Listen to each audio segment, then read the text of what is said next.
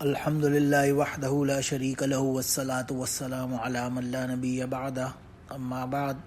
بسم اللہ الرحمن الرحیم اللہم صلی علی محمد وعلی آل محمد کما صلیت علی ابراہیم وعلی آل ابراہیم انک حمید مجید اللہم بارک علی محمد وعلی آل محمد کما بارکت علی ابراہیم وعلی آل ابراہیم انک حمید مجید۔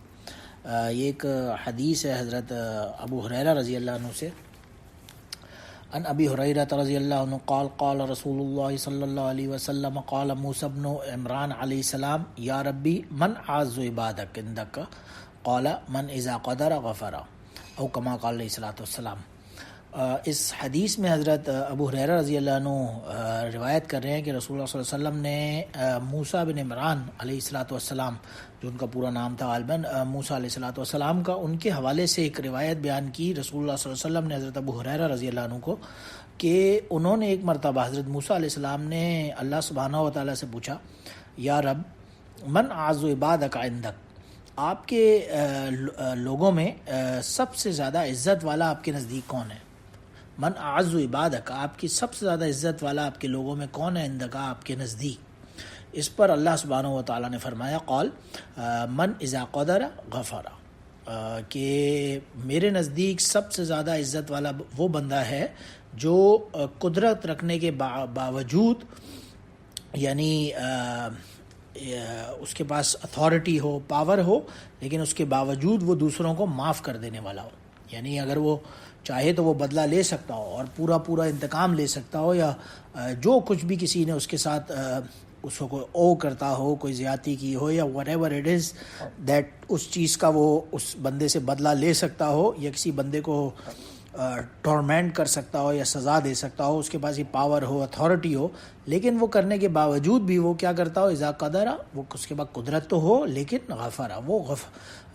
لوگوں کو معاف کرنے والا ہو، اس کا بڑا دل ہو، اور وہ ود این اوپن ہارٹ لوگوں کو ریسیو کرتا ہو۔ لوگ کسی کے ساتھ کوئی، جیسے پیچھے حدیث میں گزرا تھا کہ احسان جتلانے والا جنت میں نہیں جا سکتا، منان ایک آدمی جو ہوگا احسان جتلانے والا وہ جنت میں نہیں جائے گا۔ تو بہرحال اسی طرح کا یہ بندہ بھی اس کے بارے میں آ رہا ہے کہ موسیٰ علیہ السلام نے جب پوچھا کہ آپ کے نزدیک سب سے زیادہ عزت والا کون ہوگا، تو اللہ سبحانہ و تعالیٰ نے کہا، وہ سبحانہ و تعالیٰ نے فرمایا وہ بندہ جو قدرت رکھتا ہوگا لیکن پھر بھی معاف کرنے والا ہوگا۔ اس کے پاس اگر وہ چاہے گا، اتھارٹی ہوگی، وہ کسی سے بھی بدلہ لے سکتا ہوگا، بٹ وہ لیتا نہیں ہوگا، اور اس کا ایک بڑا دل ہوگا، ود این اوپن ہارٹ لوگوں کے ساتھ بیہیو کرتا ہوگا، یا اس کا رویہ ہوگا۔ ظاہر ہے اس کا آبویسلی یہ مطلب نہیں ہے کہ بعض، یہ تو ایک باطنی معاملات ہیں کہ کسی نے کسی کے ساتھ کچھ زیادتی کی، اس نے اس کا بدلہ لے لیا، وہ بدلہ لینا جائز بھی ہے اتنا ہی، بشرطے کہ وہ اس سے ایکسیڈ نہ کرے جتنی زیادتی کسی کے ساتھ ہوئی ہے، تو اس حد تک تو انتقام لینا بھی جائز ہے۔ لیکن اب آبویسلی اگر کوئی حدود یا قصاص کے مسائل ہیں، یا کوئی شریعت میں اللہ سبحانہ و تعالیٰ کے کوئی احکامات ہیں، ان کی خلاف ورزی کرنے والے کے اوپر اس کا معافی کا اطلاق نہیں ہوتا۔ یہ تو ایک پرسنل لیول کے اوپر لوگوں سے بیہیویئر یا معاملات یا رویے کا تعلق ہے، ورنہ جہاں تک حدود قصاص وغیرہ کا ان کا تعلق ہے تو اس میں تو آبویسلی حکومت وقت جو ہوگی، وہ جو بھی سزا ہوگی وہ آبویسلی نافذ اس کو کرنا، ریٹ آف دا اسٹیٹ جسے کہا جاتا ہے، وہ اس چیز میں نہیں آتا۔ آبویسلی یہ تو ایک انڈیویجول معاملات کی بات ہے، اور ظاہر ہے آبویسلی اسی لیے بخاری و مسلم دونوں شیخین نے ایک روایت نقل کی ہے حضرت عائشہ رضی اللہ عنہا سے، جس میں وہ فرماتی ہے کہ وَمَا انتقم رسول اللہ صلی اللہ علیہ وسلم لنفسه فی شیء قط الا ان ينتهك حرمت اللہ فینتقم، کہ رسول اللہ صلی اللہ علیہ وسلم نے کبھی بھی کسی سے اپنے نفس کے لیے انتقام نہیں لیا، کسی بھی چیز کا، ان سے کوئی کسی نے زیادتی بھی کی تو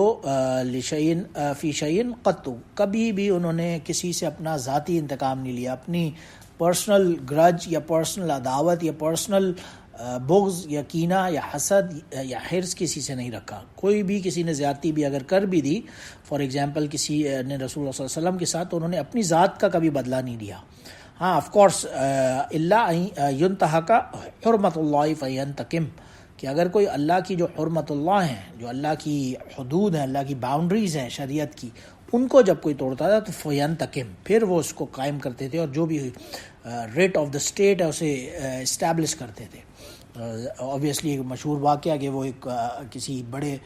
قبیلے کی کسی خاتون نے چوری کی، تو رسول اللہ صلی اللہ علیہ وسلم نے فرمایا اگر میری بیٹی فاطمہ رضی اللہ عنہ وہ بھی چوری کرتی تو میں اس کے بھی ہاتھ کاٹنے کا آرڈر دے دیتا. تو آبویسلی جو ریٹ آف دا اسٹیٹ ہے اٹس ویری امپورٹنٹ، وہ کسی بھی صورت میں اس کی خلاف ورزی تو جائز نہیں ہوگی. لیکن جو موسیٰ علیہ الصلاۃ والسلام سے اللہ سبحانہ و تعالیٰ نے فرمایا کہ میرے نزدیک سب سے زیادہ پھر بھی جو عزت والا بندہ ہے وہ ہے جو قدرت رکھنے کے باوجود معاف کرنے والا ہو، اس کے بعد اتھارٹی ہو، وہ چاہے تو وہ بدلہ لے سکتا ہو لیکن وہ بدلہ لیتا نہ ہو. اسی لیے ایک مشہور واقعہ جو حضرت ابو ہریرہ رضی اللہ عنہ وغیرہ اور دوسرے صحابہ کرام رضوان اللہ تعالیٰ کلہم اجمعین نے نقل کیا ہے حضرت ابو بکر رضی اللہ عنہ کے حوالے سے، ایک جس میں آتا ہے کہ انا رجلا شتم ابا بکر والنبی صلی اللہ علیہ وسلم جالس. ایک مرتبہ ایک آدمی تھا، وہ آیا اور رسول اللہ صلی اللہ علیہ وسلم تشریف فرما تھے اور ابو بکر رضی اللہ عنہ بھی وہاں پہ بیٹھے ہوئے تھے. تو وہ انہیں شتم ابا بکر، وہ ابو بکر رضی اللہ عنہ کو گالیاں دینا اس بندے نے شروع کر دیا یا برا بھلا بولنا شروع کر دیا. یتعجب و یتبسم، بس بہرحال اس پر خاموش رہے. حضرت ابو بکر رضی اللہ عنہ خاموش رہے اور یتبسم، بس مسکرا کر اس کی طرف دیکھتے رہے اور کچھ جواب نہیں دیا اس کی گالی گلوچ کا یا اس کے برا بھلا بولنے کا. فلما اکثر رد علیہ بعض قولی، اس کے بعد جب وہ بندہ رکا ہی نہیں، یعنی کنٹینیوسلی ہی was abusing and swearing on حضرت ابو بکر صدیق رضی اللہ عنہ، تو بہرحال اس نے کچھ ایسی باتیں کہیں جس پہ ظاہر ابو بکر رضی اللہ عنہ واز آلسو این انسان اینڈ آفٹر آل کہیں پہ ایک شاید غالباً اس نے ایسی کوئی پرسنل بات کی ہے، کیا بولا اس پر ابو بکر رضی اللہ عنہ نے اسے صرف ایک بات کچھ اس کے بارے میں بول دی ایسے ہی اسے، تاکہ کسی طرح سے خاموش رہے، رسول اللہ صلی اللہ علیہ وسلم کے سامنے مجھے اس طرح سے مزید گالیاں نہ دے شاید. بہرحال ایک بات ہی بولی، یہاں تک کہ ایک صرف سنگل سینٹنس بولا تھا کہ فغضب النبی صلی اللہ علیہ وسلم وقام، اور رسول اللہ صلی اللہ علیہ وسلم کو یہ بات بھی نہیں مناسب لگی اور وہ وہاں سے کھڑے ہو کے چلے گئے. فلحقہ ابو بکر رضی اللہ عنہ، ابو بکر رضی اللہ عنہ نے بھی بہرحال معذرت کی اور خاموشی سے وہاں سے بس اٹھے اور رسول اللہ صلی اللہ علیہ وسلم کی طرف پیچھے چل پڑے اور رسول اللہ صلی اللہ علیہ وسلم کے پاس پہنچے اور فرمایا وقال یا رسول اللہ کانا یشتمونی وانت جالس، کہ وہ آدمی رسول اللہ صلی اللہ علیہ وسلم سے حضرت ابو بکر رضی اللہ عنہ نے گزارش کی کہ وہ آدمی مجھے گالیاں دے رہا تھا کتنی دیر سے، شتما، مجھے برا بھلا بول رہا تھا اور بہرحال میں کچھ نہیں بولا، بس ایک بات میں نہیں بولی، اونلی سنگل سینٹنس، فلما رددت علیہ بعض قولہ، ایک میں نے اسے سینٹنس بولا اور غضبت، آپ مجھ سے ناراض ہو گئے یا آپ وہاں سے وقمتا اٹھ کے چلے گئے. اس پر رسول اللہ صلی اللہ علیہ وسلم نے فرمایا قال کانا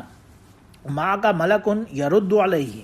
کہ جب وہ بندہ تمہیں برا بھلا بول رہا تھا اور گالیاں دے رہا تھا یا جو بھی تمہارے ساتھ غلط برتاؤ کر رہا تھا، تو وہاں پہ ایک کانا معک ملک، تمہارے ساتھ ایک فرشتہ کھڑا ہوا تھا اور وہ فرشتہ یرد علیہ، اس بندے کو وہ فرشتہ جواب دے رہا تھا. لیکن فلما رددت علیہ، جب آپ نے ایک جملہ اس بندے کو سے جہاں پہ بولا وقع شیطان، تو شیطان فوراً بیچ میں آ کے کھڑا ہو گیا، یعنی اب اسے چانس مل گیا. پہلے تو شیطان کو کوئی چانس نہیں تھا، کوئی ہوپ ہی نہیں تھی کہ یہاں پہ کچھ ہونے والا ہے، لیکن جیسے ہی ابو بکر رضی اللہ عنہ نے صرف ایک جملہ کہا تو فوراً شیطان بیچ میں آ گیا کہ اب ان کی میں لڑائی کروانے میں ایک کردار ادا کر سکتا ہوں، یا اسے ایک ہوپ بلڈ اپ ہو گئی شیطان کے اندر، یا what ever reason what it was. But بہرحال شیطان جیسی آیا بیچ میں، اس پر رسول اللہ صلی اللہ علیہ وسلم وہاں سے تشریف لے گئے. اس کے بعد رسول اللہ صلی اللہ علیہ وسلم نے فرمایا قال یا ابا بکر، اے ابو بکر، ثلاث کلہن حق، تین چیزیں ایسی ہیں جو سب کی سب حق ہیں. تین چیزوں کے بارے میں ابو بکر رضی اللہ عنہ سے نصیحت فرمائی. ما من عبد ظلم بمظلمۃ فیغضی عنہا للہ عز وجل الا عز اللہ بہا نصرہ، کہ کوئی ایسا بندہ، کوئی شخص نہیں ہے جس کے اوپر کوئی ظلم کیا جائے، کوئی زیادتی کی جائے اور وہ اس کا بدلہ نہ لے، معاف کرتا ہے ظاہر ہے،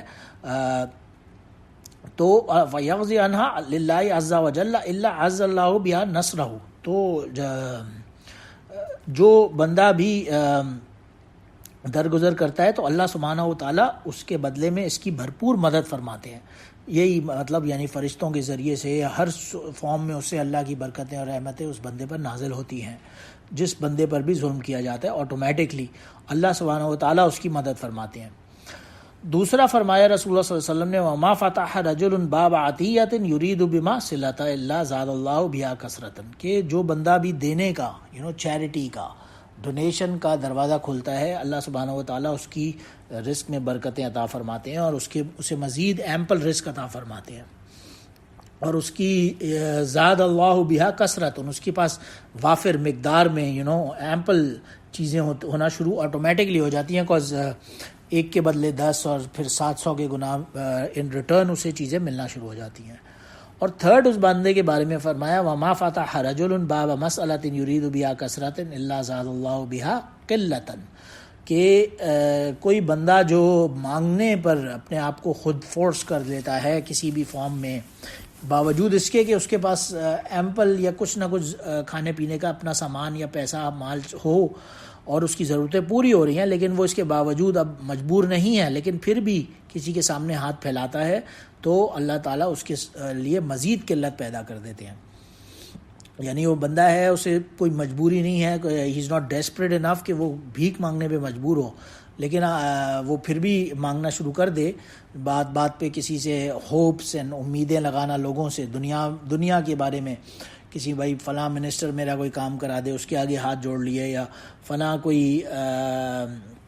بیوروکریٹ ہے، کوئی ٹیکنوکریٹ ہے، کسی کی مدد کے لیے اس کے آگے اس کی منتیں سماج نے یا جو بھی واٹ ایور ان فارم میں اسے اپیزمنٹ پالیسی میں اس ایسے بندے کے ساتھ اس کی اتھارٹی کی وجہ سے اس کی کرنا شروع کر دے، اس کے سامنے مانگنا شروع کرے گا جہاں پہ، تو اللہ تعالیٰ اس کے ساتھ مزید قلت والا معاملہ فرما دیں گے. تو بہرحال یہ 3 لوگوں کے بارے میں ابو بکر رضی اللہ عنہ سے خاص طور سے رسول اللہ صلی اللہ علیہ وسلم نے ہدایت فرمائی کہ یہ اگر کسی پہ ظلم کیا جائے گا نمبر 1 تو اس کا بدلہ اللہ خود لیں گے. نمبر 2 وہ بندہ جو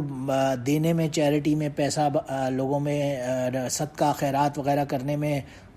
سخی بنے گا تو اللہ سبحانہ و تعالیٰ اس کے مال میں مزید رزق اور برکت عطا فرمائیں گے. جیسے پیچھے گزرا تھا، سخی قریب من اللہ قریب من الناس قریب من الجنت و بعید من النار، کہ سخی آدمی جو ہوگا وہ اللہ کے بھی قریب ہوگا، لوگوں کے بھی قریب ہوگا، جنت کے بھی قریب ہوگا اور دوزخ سے دور ہوگا. والبخیل بعید من اللہ و بعید من النار بعید من الناس و بعید من الجنہ و قریب من النار. اور جو بخیل آدمی ہوگا وہ اللہ کے بھی سے بھی دور ہوگا، لوگوں سے بھی دور ہوگا، یعنی دلی اس کا کوئی ظاہر آف کورس کوئی انسیت نہیں ہوگی، اور جنت سے بھی دور ہوگا، اور جہنم یعنی النار کے قریب ہوگا. اور اسی لیے آگے اس روایت میں آتا تھا الجاہل سخی احب الی اللہ من عابد بخیل. مالدار ایک سخی آدمی ہوگا جو دینے والا کھلے دل کے ساتھ، بے شک جاہل ہو، نالج نہ رکھتا ہو زیادہ، لیکن وہ اس آدمی سے بہتر ہوگا جو بہت بڑا عبادت گزار تو ہے لیکن بخیل ہے. اور بہرحال اس حدیث میں پھر تھرڈ بندہ وہ جو مانگنے کے اوپر آ جائے گا، کسی کے بھی آگے ہاتھ پھیلائے گا، لوگوں سے امیدیں اور ہوپس قائم کرے گا،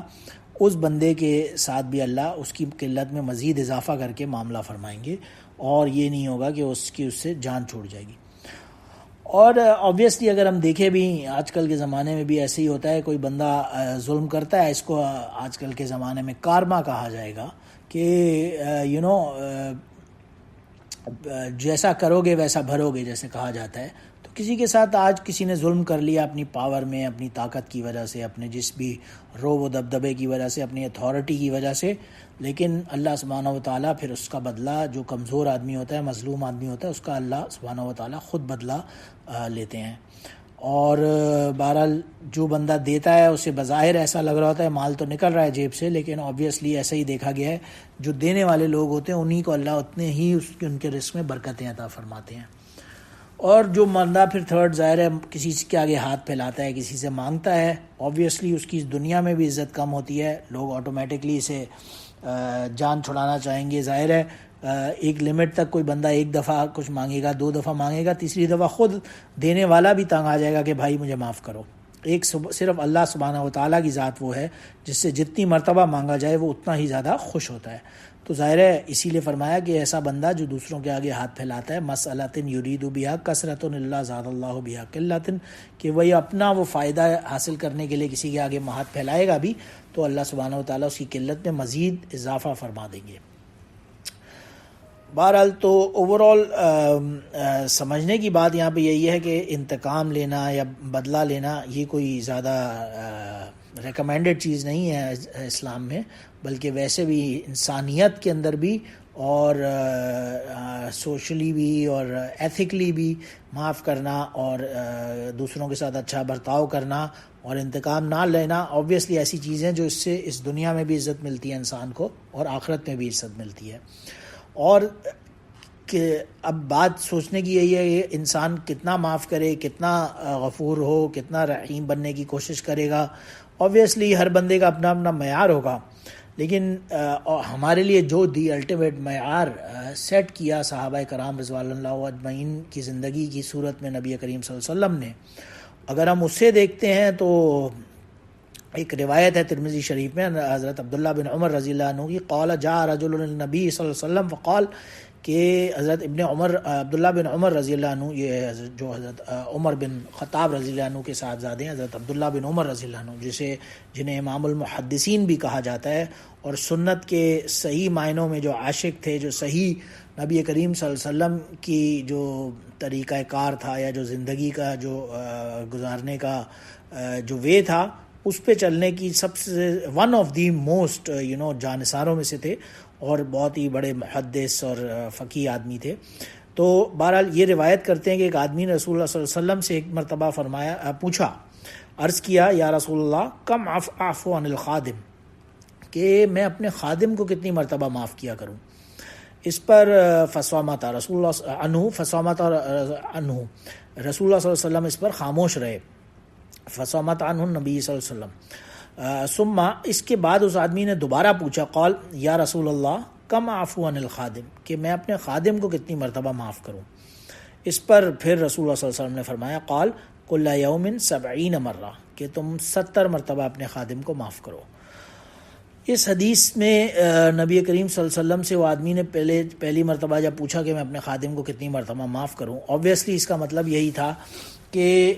ہر گھر میں آج کل بھی ہم اگر دیکھتے ہیں بہت سارے ہمارے اپنے گھروں میں ملازمین ہوتے ہیں، نوکر وغیرہ خادم ہوتے ہیں جو خدمت کے لیے پیڈ امپلائیز ہوتے ہیں۔ اب بالکل ظاہر ہے کوئی فرشتے تو ہوتا نہیں ہے، انسان ہوتا ہے، اس سے غلطی بھی ہو سکتی ہے، اکثر کام چور بھی ہو سکتا ہے کوئی خادم، کوئی انٹینشنلی یا ان انٹینشنلی جس فارم میں بھی غلطی کرتا ہے، خطائیں کرتا ہے، اور اپنے جو امپلائر ہے، جو اس کا مالک ہے، اس کی نوکری میں صحیح طرح سے اپنی جو ڈیوٹیز ہوتی ہیں جسے جاب ڈسکرپشن کہا جاتا ہے، وہ پوری طرح سے اگر اس میں فلفل نہیں کرتا یا صحیح طرح سے اپنے کام انجام نہیں دیتا، تو اب ایسے خادم کے ساتھ کیا معاملہ کیا جائے؟ تو اس پر صحابی نے پوچھا کہ میں اس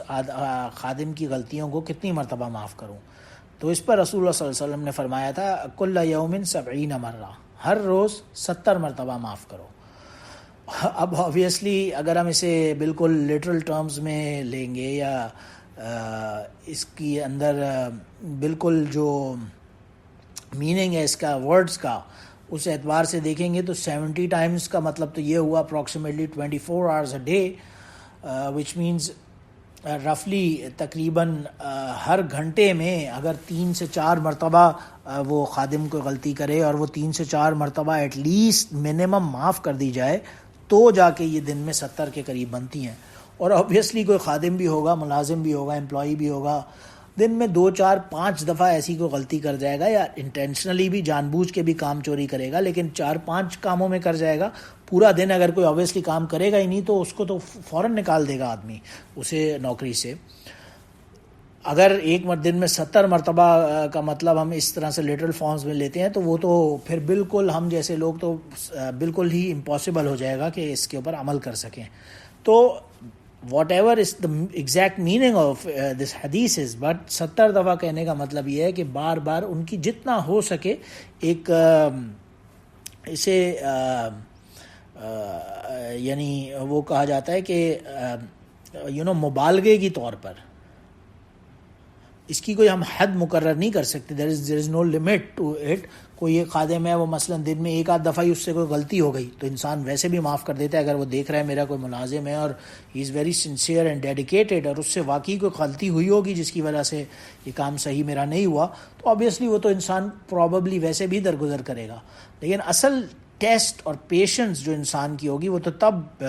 ڈٹرمن ہوگی یا پہچانی جائے گی کہ کسی خادم نے جان بوجھ کے کام چوری کی اور پھر وہ اسے معاف کرتا ہے, اس کی غلطیوں پر درگزر کر رہا ہے اور اس کی خطاؤں کو پر درگزر کر رہا ہے, اسے معاف کر رہا ہے, اس کے کاموں کو زیادہ سیریسلی نہیں لے رہا. تو اسی فارم میں فرمایا تھا کل یوم 70 مرہ, 70 مرتبہ بھی اگر وہ کوئی ایسی غلطیاں کرتا ہے تو تم اسے معاف کر دو. اور بہرحال اب یہ اس میں کوئی انڈیویجول کوئی ایسا معیار تو سیٹ کیا نہیں جا سکتا کہ کتنی مرتبہ کیا انسان کس کے ساتھ کیسا معاملہ کرے. تو یہ تو اپنا انسان کا ایک باطنی معاملہ ہے اور وہ خود اس کا جج ہے کہ اس کے اپنے اخلاق کیسے ہیں اس کا, کیونکہ جو براڈر پرسپیکٹیو ہے ان باتوں کا وہ صرف یہی ہے کہ انسان کے اپنے اخلاق اچھے ہوں, اس کا کیریکٹر اچھا ہو, لوگوں کے ساتھ اس کا برتاؤ اچھا ہو, بیہیویئر اچھا ہو, اور اگر کوئی کسی کی ظلم بھی کر رہا ہے, زیادتی بھی کر رہا ہے, وہ اس سے ساتھ بھی معاف کرے, اس سے بدلہ نہ لے, اور کوئی غلطی کر رہا ہے تو اس کی غلطی کو معاف کرے. یہی وہ بات ہے جو حضرت موسیٰ علیہ السلام کو اللہ سبحانہ و تعالیٰ نے فرمائی تھی کہ جب انہوں نے پوچھا تھا کہ آپ کے نزدیک سب سے زیادہ عزت والا کون ہوگا, تو اس پر اللہ سبحانہ و تعالیٰ نے فرمایا تھا یبان اذا قدر غفر. اور یہی بات ہے کہ ایک مرتبہ رسول اللہ صلی اللہ علیہ وسلم نے حضرت ابو ہریرہ رضی اللہ عنہ کو 9 چیزوں کی خاص طور سے حکم فرمایا تھا کہ تم یہ 9 باتیں کرنا, اور اس میں سے ایک بات آپ صلی اللہ علیہ وسلم نے یہ ذکر فرمائی کہ مجھے حکم ہے کہ جو کوئی مجھ پر ظلم اور زیادتی کرے میں اس کو معاف کر دیا کروں. یعنی 9 چیزیں جو رسول اللہ صلی اللہ علیہ وسلم نے فرمائی, اس میں ایک یہ بھی تھا جو اللہ نے آرڈر دیا, یعنی اللہ رسول اللہ صلی اللہ علیہ وسلم کی وسیلے سے اور ہم لوگوں تک, اس میں ایک یہ بھی ہے کہ جو ظلم یا زیادتی کر بھی دے تو اسے معاف کر دیا جائے. اور اسی لیے دوسری حدیث میں فرمایا تھا حضرت ابو بکر رضی اللہ عنہ کو کہ ما من عبد ظلم بمظلمۃ فیغضی للہ عز وجل الا عز اللہ بہا نصرہ, کہ جس پر کوئی ظلم یا زیادتی کی جائے گی تو اللہ سبحانہ و تعالیٰ اس کا بدلہ خود انشاءاللہ تعالیٰ لیں گے. بہرحال اللہ ہمیں بھی یہ معاف کرنے کی صفت عطا فرمائے اور forgive فل ہونے کی, دوسروں کے ساتھ اچھا معاملہ کرنے کی, انہیں معاف کرنے کی, forgiveness شو کرنے کی اللہ سبحانہ و تعالیٰ ہم سب کو توفیق عطا فرمائے. وآخر دعوانا ان الحمد للہ رب العالمین. سبحان ربک رب العزت عما یصفون وسلام علی المرسلین والحمد للہ رب العالمین. سبحانک اللہم اشہد ان لا الہ الا انت استغفرک واتوب الیک.